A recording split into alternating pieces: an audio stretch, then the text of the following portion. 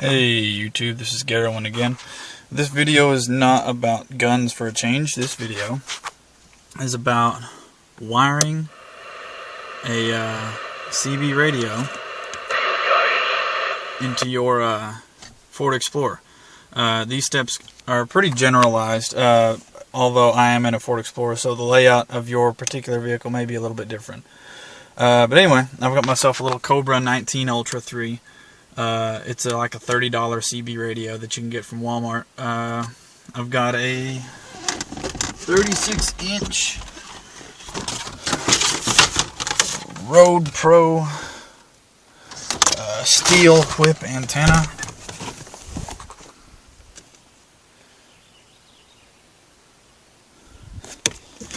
And the way I wired this in, I chose not to go with the cigarette lighter adapter that this guy comes with out of the box, because one, I get a little bit more noise when I do it that way, just electrical interference, and number two, I like just having it permanently wired in without having additional crap, plugged into my accessory outlets, because I've got my GPS, my cell phone charger, and stuff like that, and I didn't want to have to start unplugging things to keep my CB on.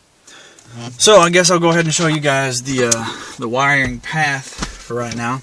My power cord comes out the back, and I've got it stuffed down in here, and you'll have to excuse this, I haven't reassembled the dash yet. I was taking the dash apart to kind of explore where everything was actually located. So yeah, so the wire runs around the dash here, comes out right here. I guess if you wanted to, you could take this out and kind of squish it down in this crack, but I wasn't that picky, and I didn't want it holding the pieces of my dash apart. And then it runs down here, and then if you get my flashlight, look up in here, you will see that there's a large bundle of wires that goes through the chassis of the body, right there. It goes completely through the firewall. And where it comes out, this little rubber guy right here. Now, I had a bitch of a time trying to get it to come out the bottom, so all I did was take my Leatherman and poke a little hole in the top, because there's a big gap of air up there, so you don't have to worry so much about hitting wires, and the rubber really closes back up even after you poke the hole through it.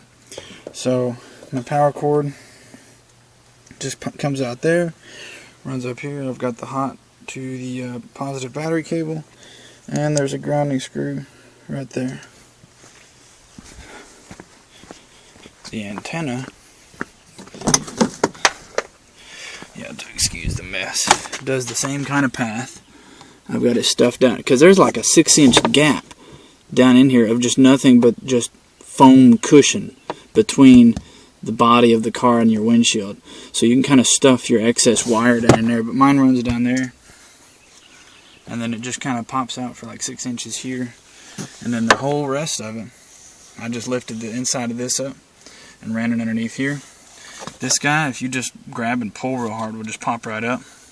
It runs underneath here, and then about halfway over in here, yeah, it crosses over the top here, and it comes out right here and gets fed all the way up through here, and it comes out and goes to the antenna base. So that's the basics of how I've got mine wired in. I might improve it over the next day or so, but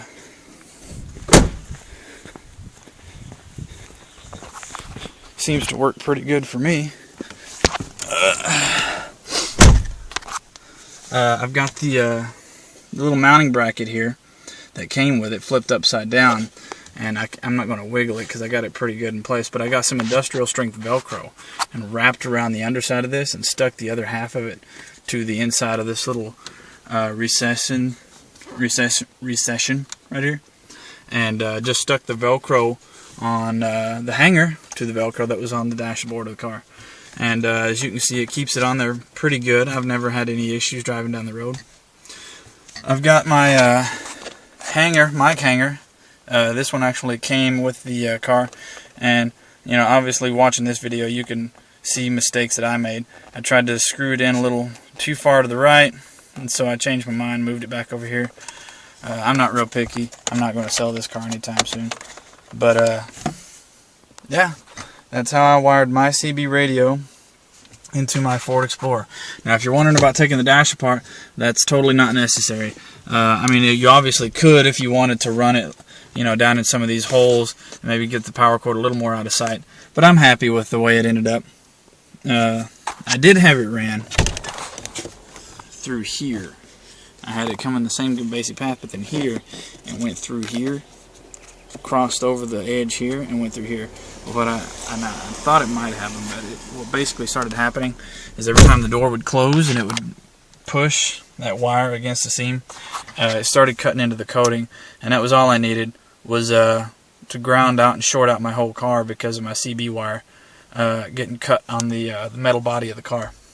So yeah, I'm gonna get to work putting my dashboard back together, and take a drive down the road, see how this guy works. There's a lot of skip going on today because there's a storm, but I had it out earlier and I was testing it out, and yeah, the guys at the truck stop said it sounded real good. So yep, that's how to install a CB radio in your Ford Explorer. Hey, this is Gary again. I just wanted to add a little sidebar note to the video. When I was running the wire through the bundle that I showed you underneath the dash, I had a bitch of a time trying to get that wire to go through. So basically what I did is I took my old antenna that I'm not using anymore, and I took the stiff upper half and I cut it off. Well, I mean, you could take it off, but I had lost the ratchet for the little bolt, so I just cut it with a pair of wire cutters. And basically, crap, where did it go? I took about, I don't know, 6 inches of the antenna wire, or of the power cord, and electrical taped it to the about half the length of that antenna, and I fed that through the hole that I poked in the rubber gasket that I showed you in the engine compartment of the vehicle.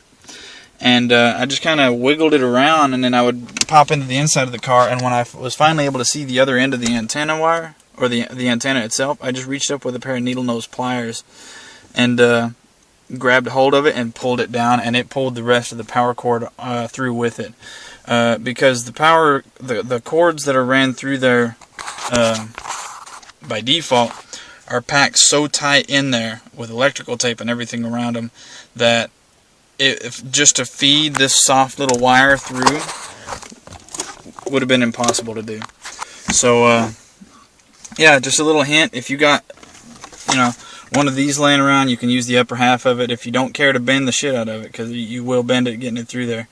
But this right here was really stiff, but not so stiff that I couldn't bend it and feed it through that hole, and worked out really good for me. I just didn't want some of you guys to start trying to feed the wire through there and get really frustrated, wondering how in the world I got it to work. So, yep, enjoy.